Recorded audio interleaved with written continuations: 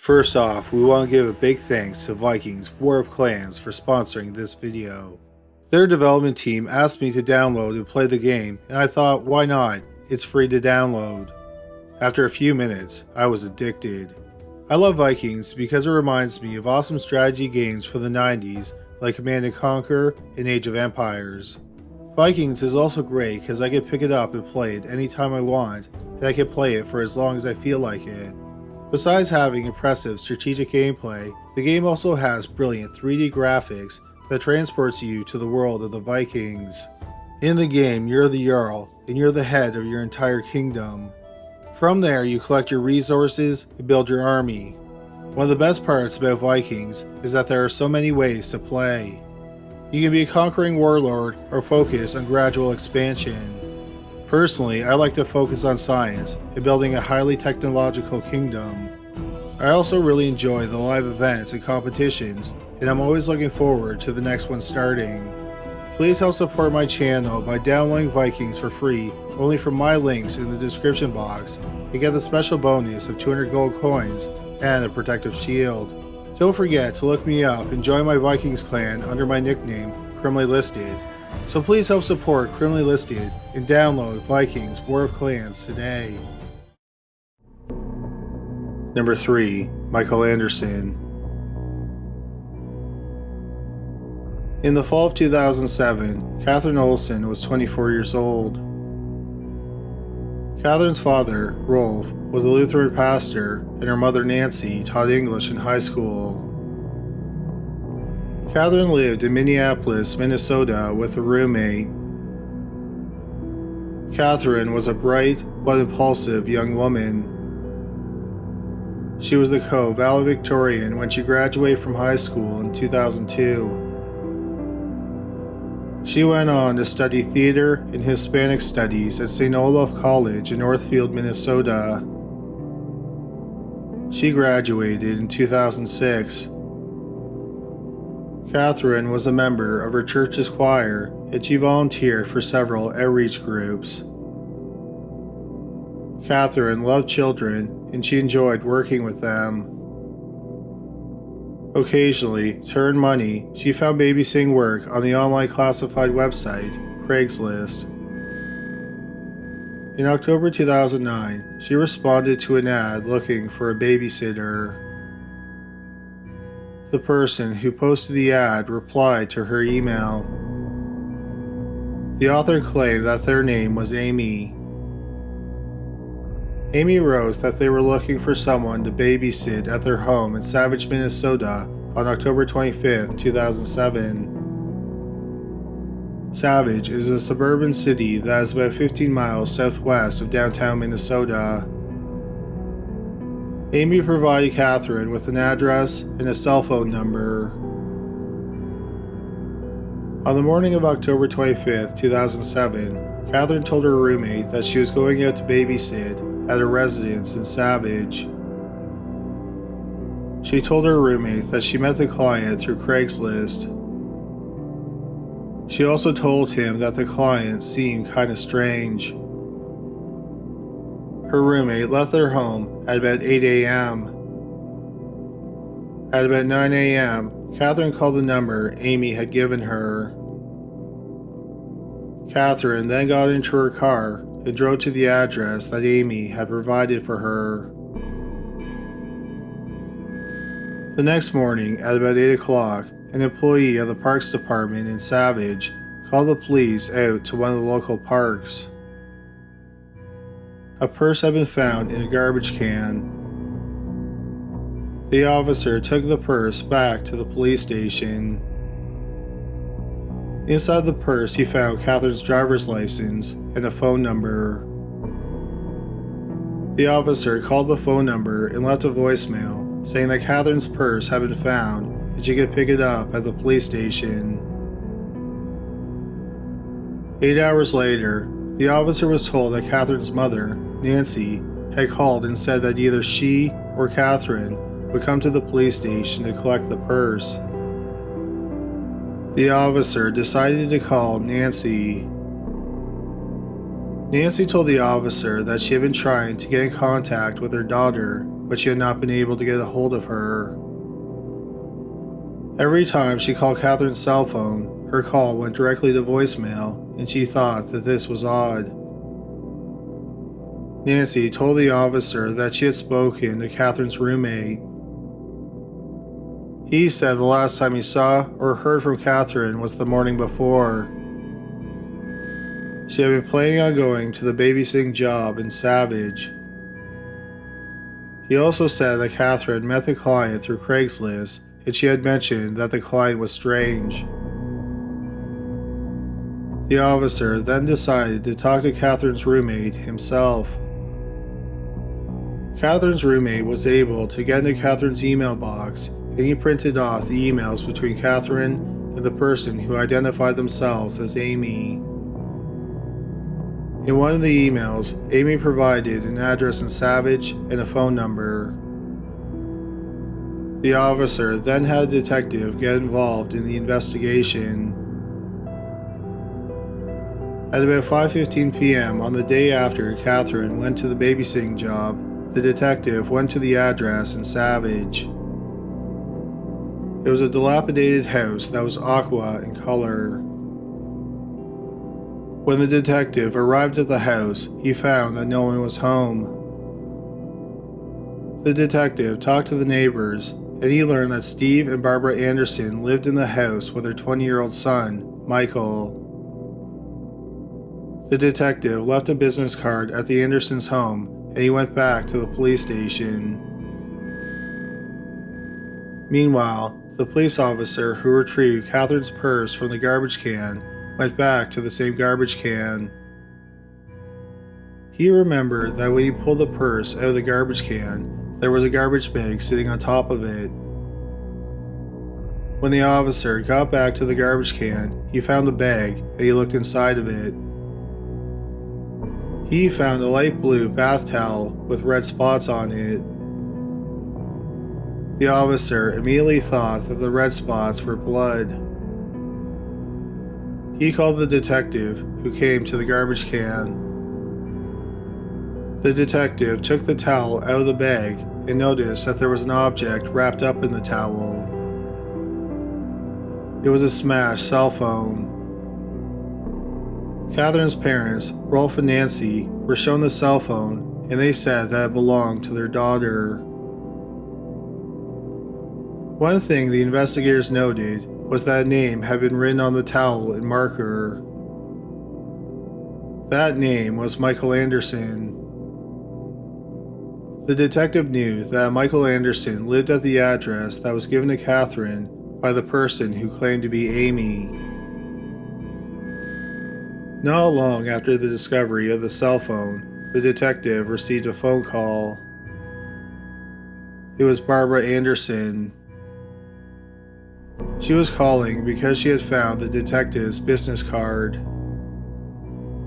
The detective told Barbara that they were looking for her son, Michael. She told him that Michael was at work. He refueled planes at the Minneapolis-St. Paul International Airport. Barbara gave the detective Michael's cell phone number. It was the same phone number that Amy had given Catherine. 20-year-old Michael Anderson was arrested as he was leaving work. A search of the area close to where the purse was found was conducted. A helicopter was called in to aid in the search. The pilot spotted a car that was the same year, model, and color as Catherine's car. It was in the parking lot of a nature reserve that was a little more than a mile away from where the purse was found. The officer who retrieved the purse from the garbage can went to the parking lot and determined that it was Catherine's car. He looked in the trunk and he found Catherine's dead body stuffed in a sleeping bag. She had been shot once in the back. It would later be determined that the murder weapon was a .357 Magnum handgun. Catherine had not been sexually assaulted. The police searched Michael Anderson's home. In his bedroom, which was on the second floor, they found a shell casing for a .357 Magnum. They also found some blood splattered on his bedroom walls and on his mattress. On the steps that led from the main floor to the second floor, they found blood smears. The blood smears seemed to indicate that someone had dragged a body down the steps. Investigators also found blood on Michael's shoes. Hours after Catherine's body was found, Michael was interviewed by the detective. Michael claimed he didn't kill Catherine. The detective then confronted Michael with all the evidence they found. Michael then said he was there when Catherine was killed, but he wasn't the murderer. Instead, he claimed that his friend was the killer. Michael said that his friend shot Catherine because he thought it would be funny. Michael Anderson was subsequently charged with first-degree murder. He went to trial in March 2009, about a year and a half after the murder. The prosecutor said that the evidence showed that Michael pretended to be a woman who needed a babysitter to lure an unsuspecting woman to his home. When Catherine arrived at his home, he somehow convinced her to come into his bedroom.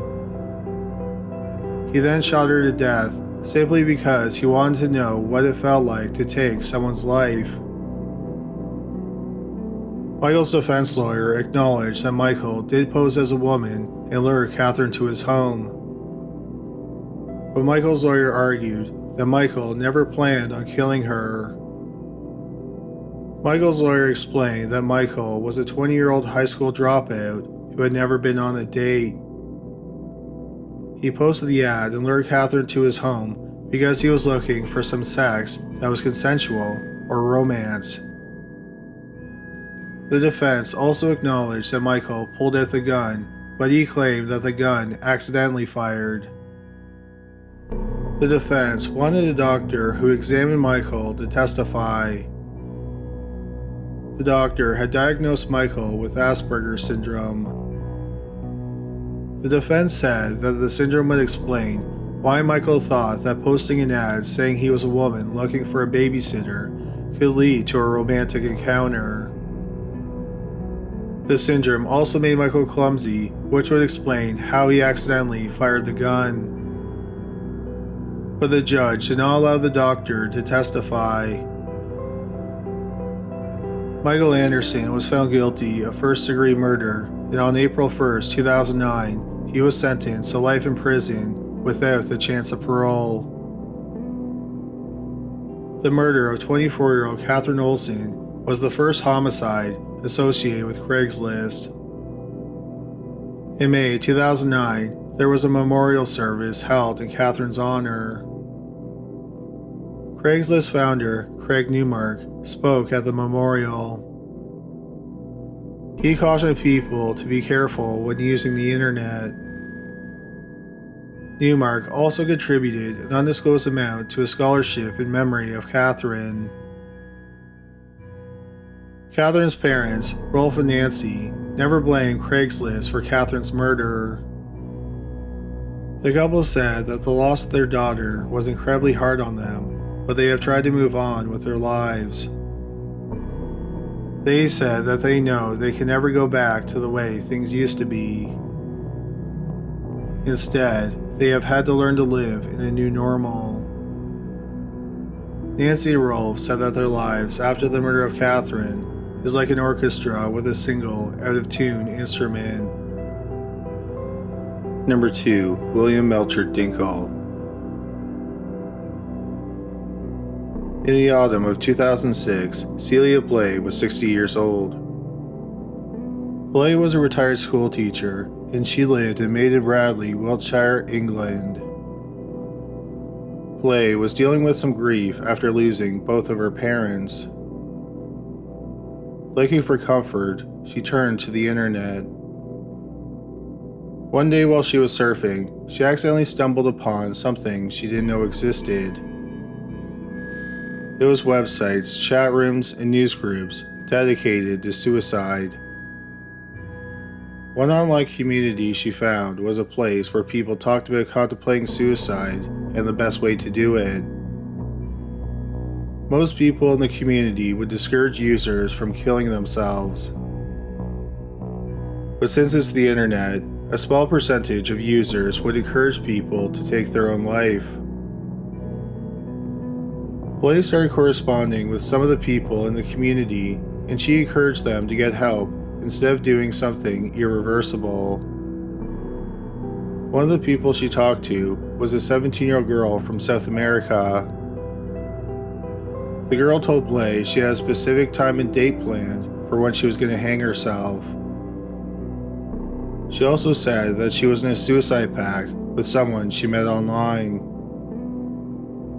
Blaze asked about the person, and she said that the user posted under the name Lai Dao. Supposedly, Lai Dao was American, she was in her 20s, and she was a nurse. The 17-year-old girl said that Lai Dao had suggested being on webcam when she took her life so that she wouldn't be alone when she died. Lai Dao said she would take her life afterward.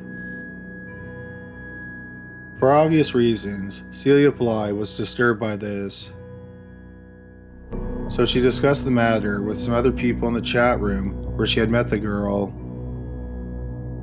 It turned out that several other people had also made a suicide pact with Lai Dao. Lai Dao had encouraged all of them to hang themselves while she watched on webcam. Blaze soon found a dozen people who had made a suicide pact with Lai Dao. Lai Dao also encouraged people to perform self-harm while she watched over the webcam. Blaze went to the police in her village, but they didn't show any interest in pursuing the matter. They told her that if she didn't like what was happening online, then to turn the other way. Then Blaze learned that the same user may have been using another screen name, Falcon Girl.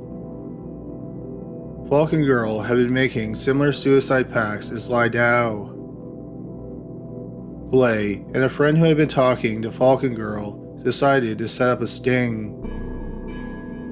They asked Falcon Girl for a photograph of herself, and the user sent them one. It was a photograph of a family, and Falcon Girl said that she was the woman in the photograph. Then, for some reason during their chat, Falcon Girl's webcam came on.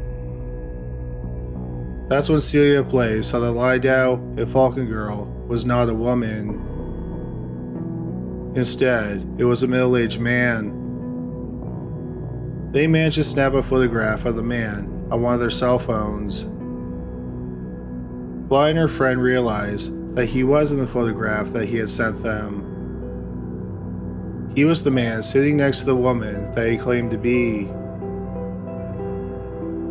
Later, in an email, the man accidentally used his real name, William Melchert-Dinkel. Blaze investigated Melchert-Dinkel, and she learned that he really was a nurse. He was in his 40s, he was married and had 2 daughters, and they lived in Faribault, Minnesota. Blaze also learned that another username Melchert-Dinkel was using was Cammy D. For a year and a half, Celia Blaze tracked down people who had talked to Melchert-Dinkel under his aliases.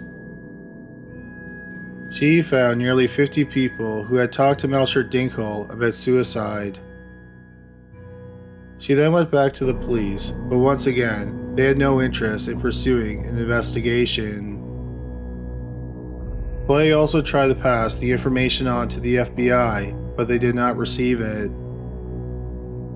Around this time, 18-year-old Nadia Kajuji was attending Carleton University in Ottawa, Ontario, Canada. Kajuji was a freshman who studied law and politics. She had moved into a dormitory on campus in September 2007. Her family lived in Brampton, Ontario, which is about 250 miles away from the school. The first few months away from home were rough for Kajuji. She had broken up with her long-term boyfriend and started dating another young man. During their relationship, they had sex and the condom broke. Kajuji took the morning after pill, but it didn't work. She soon found out that she was pregnant, but it was not long before she miscarried. Kajuji was disturbed by the fact that she was not able to choose if she wanted to be a mother or not. Sometime afterward, the relationship with the new boyfriend came to an end. Kajuji kept a video diary, and she often talked about unrequited love. Kajuji battled depression during the school year. She was eventually prescribed drugs for her depression and to help her sleep, and she was required to see a counselor. It turned out that for months, Kajuji had been talking to someone online with the username CammyD, and CammyD had the email address falcon_girl_507@hotmail.com. Cammy told Kajuji that for the past 8 months, she had thought about killing herself. Cammy explained that she was a nurse and she had seen many people who took their own life or attempted to take their own life. She realized the quickest and most efficient way was to hang yourself. Cammy said that when the time came, that was what she was going to do. Cammy frequently suggested to Kajuji that she should hang herself while she was on her webcam. Cammy and Kajuji exchanged hundreds of messages. Cammy acted like she was understanding and caring, but she never advised Kajuji to seek help. Instead, Cammy kept encouraging Kajuji to take her own life, preferably on webcam so she could watch it. In March 2008, Kajuji told Cammy that she was going to go through with it. On March 10, 2008, Kajuji told Cammy that she was going to do it that night. Cammy simply replied, "Okay." That night, there was a blizzard in Ottawa. During the blizzard, 18-year-old Nadia Kajuji left her dorm with her ice skates. The next day, she was reported missing.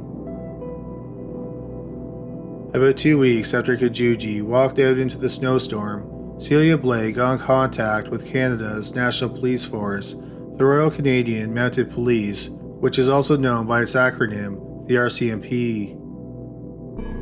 The RCMP did some investigating into the connection between Nadia Kajuji and William Melchert-Dinkel, but they determined it would be too difficult to pursue charges. Melchert-Dinkel was an American citizen who wasn't even in Canada when Kajuji went missing. In fact, he was over 1,000 miles away. So he physically did not do anything to Kajuji. Also, Blay only had evidence that someone from Melchert-Dinkel's home had conversed with Kajuji. A spokesperson for the RCMP said that there was no definitive evidence that Melchert-Dinkel was the person who was doing the corresponding.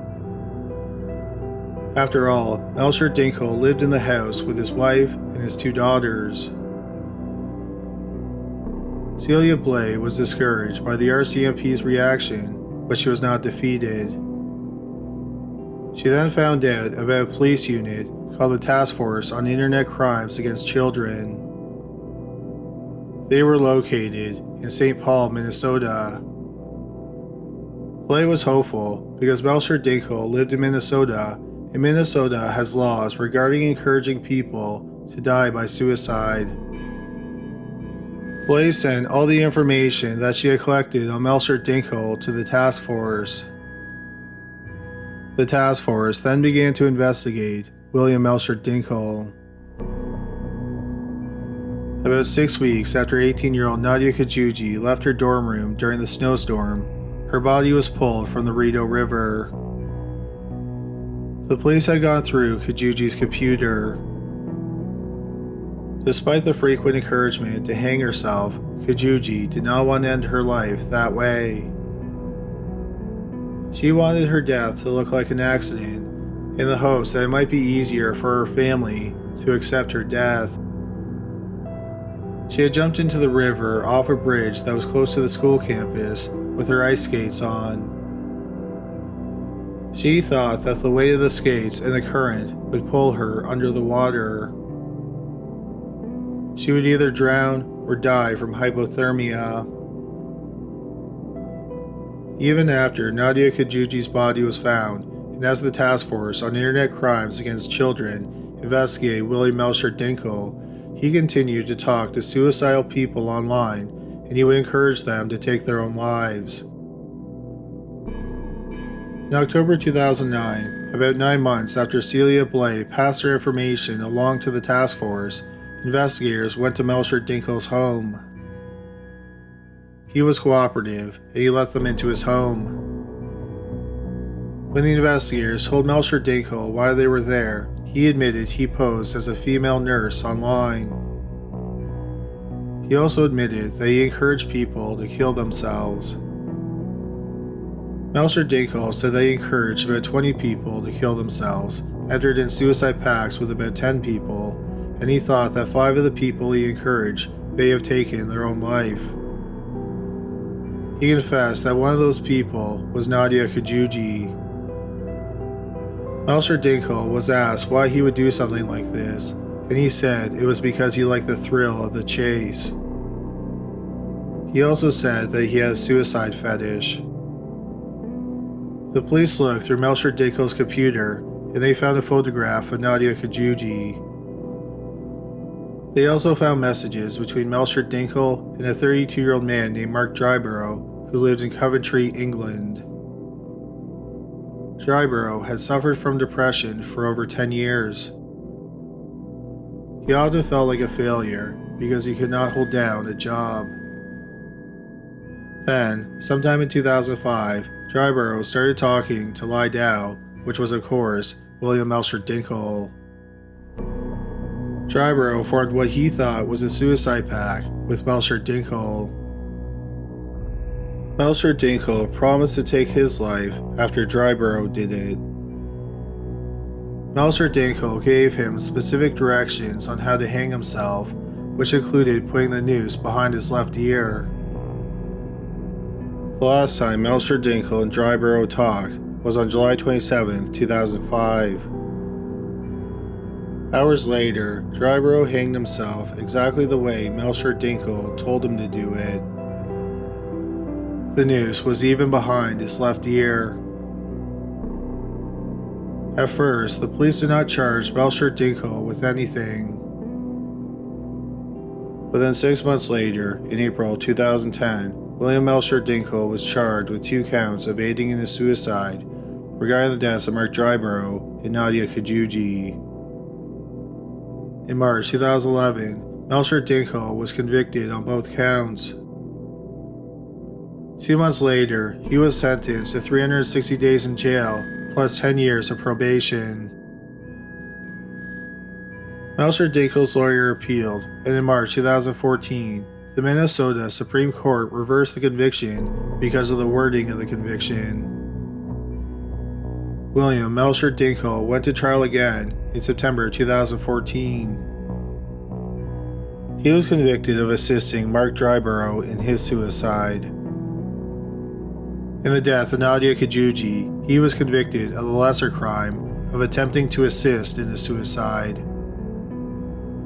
He was sentenced to 3 years of prison, but the sentence was suspended. Instead, he was to spend 360 days in jail. Due to time served, he was released 6 months later, in February 2015. At William Melchert-Dinkel's second trial, he apologized for what he had done, and he said he wants to be a contributing member of society. Celia Blay was hailed for her hard work and determination in exposing William Melchert-Dinkel. She has been compared to Miss Marple, the protagonist in several prominent Agatha Christie novels and short stories. Celia Blay believes that at least 8 people that Melchert-Dinkel was talking to ended up dying by suicide, but she says she would not be surprised if the real number was in the double digits. Number 1. Lisa Montgomery. Skidmore is a small town in northern Missouri. It's situated about 25 miles from the Missouri-Iowa border. In the winter of 2004, less than 350 people lived in the town. 2 of those people were Zeb and Bobby Joe Stinnett. They had been childhood friends and then high school sweethearts. They got married 2 years earlier. The lead up to Christmas 2004 was an exciting time for the couple. Bobby Joe, who was 23, was 8 months pregnant with the couple's first child. Zeb and Bobby Joe both worked at a manufacturing plant that was 2 blocks from their home. Bobby Joe's real passion was breeding rat terriers. She and Zeb had their own dog breeding business called Bobby Joe's Happy Havens Farm. Bobby Joe always met with prospective buyers to ensure that the dogs they sold were going to a good home. She did a lot of her business online through her website.